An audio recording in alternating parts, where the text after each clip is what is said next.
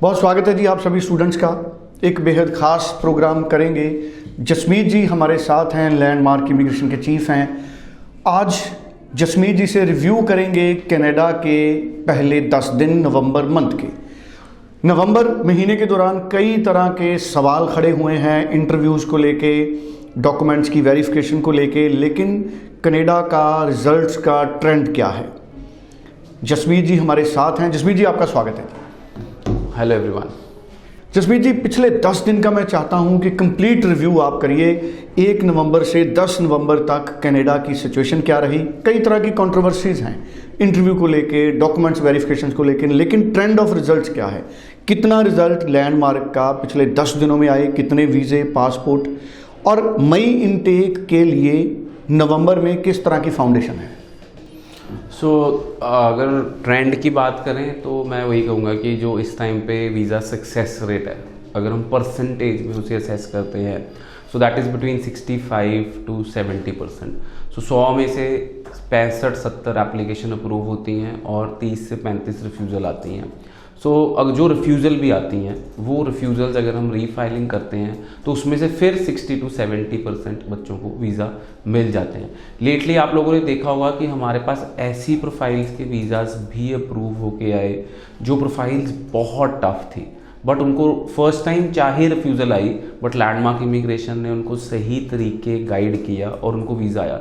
Example लेना चाहूँगा, चंडीगढ़ की कैंडिडेट थी, 2018 पास आउट थी, बीए थी और परसेंटेज सिर्फ 53% थी, एंड उसका फर्स्ट टाइम में रिफ्यूज़ल आ गई हमारे पास। एंड 4 साल में वो बहुत जगह अप्लाई कर चुकी थी, बट कहीं से उसका वीज़ा नहीं आ रहा था। सेकेंड टाइम में हमने कनाडा में उसका वीज़ा अप्लाई किया and she got approval in refiling.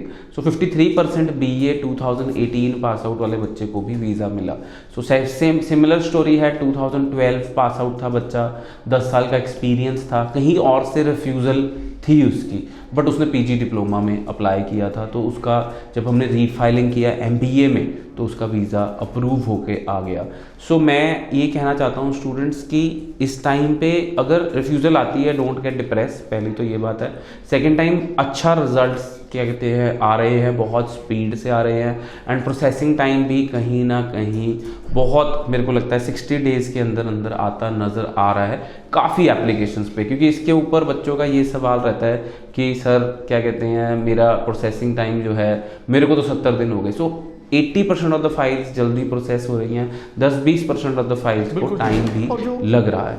और जसमीत जी जो कंट्रोवर्सी काफ़ी चल रही है इंटरव्यू को लेके और साथ के साथ डॉक्यूमेंट्स की वेरिफिकेशन को लेके, आप कैसे क्लैरिटी इस पे देना चाहेंगे। देखो, इंटरव्यूज़ अगर मैं कहूँगा तो एक तरफ से अच्छी चीज़ है। इंटरव्यूज जो आई हैं बच्चों की एक तरफ से अच्छी चीज़ है ऐसी, वो फ्रॉडुलेंट डॉक्यूमेंट्स को कर्व करना चाहते हैं। फ्रॉडुलेंट आईलेट्स सर्टिफिकेट्स पकड़े गए हैं, उनको कर्व करना चाहते हैं। फ्रॉडुलेंट पीटीई डॉक्यूमेंट्स पकड़े गए हैं, उनको कर्व करना चाहते हैं। कर्व का मतलब रोकना चाहते हैं।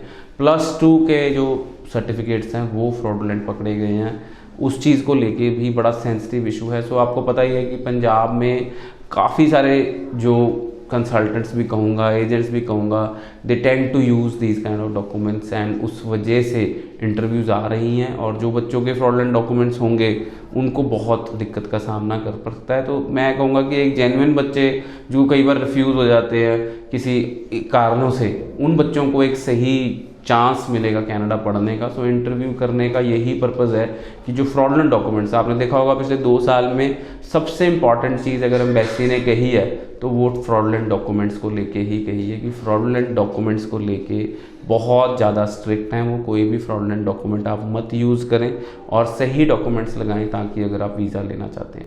अच्छा, एवरेज जो है वो बड़ा कम है। इस तरह की बातें हैं कि 1000 में से 1 या 2 लोग हैं जिनको इंटरव्यूज़ के लिए उन्होंने सोचा है, लेकिन जो वेरिफिकेशन का एक लेटर आ रहा है डॉक्यूमेंट्स की वेरिफिकेशन का, वो काफ़ी ज़्यादा है। जसमीत जी, तो क्या लगता है कि आने वाले इनटेक्स पर, उनके रिजल्ट्स पर या जनवरी इनटेक के रिजल्ट्स पर जो फ्रॉडुलेंट डॉक्यूमेंट्स है उसका असर पड़ेगा जनवरी पे? बिल्कुल सी फ्रॉडलेंट डॉक्यूमेंट्स को लेके एम्बेसी बहुत स्ट्रिक्ट है, कनाडा ही नहीं बाकी एम्बेसीज भी बहुत स्ट्रिक्ट है। सो अगर आप फ्रॉडलेंट डॉक्यूमेंट्स यूज़ कर रहे हैं और आप सोचते हैं कि आप बाहर जा सकते हैं, सो 10 में से 1 केस निकल भी जाता है, पर देखो 9 को दिक्कत सामना करना पड़ेगा। और अगर आपको बैन लग जाता है तो आप कनाडा दोबारा कभी नहीं जा पाओगे। बिल्कुल सही बात है जी। सो फ्रॉडलेंट डॉक्यूमेंट्स को काफ़ी ज़्यादा गंभीरता से ले रहा है कनाडा।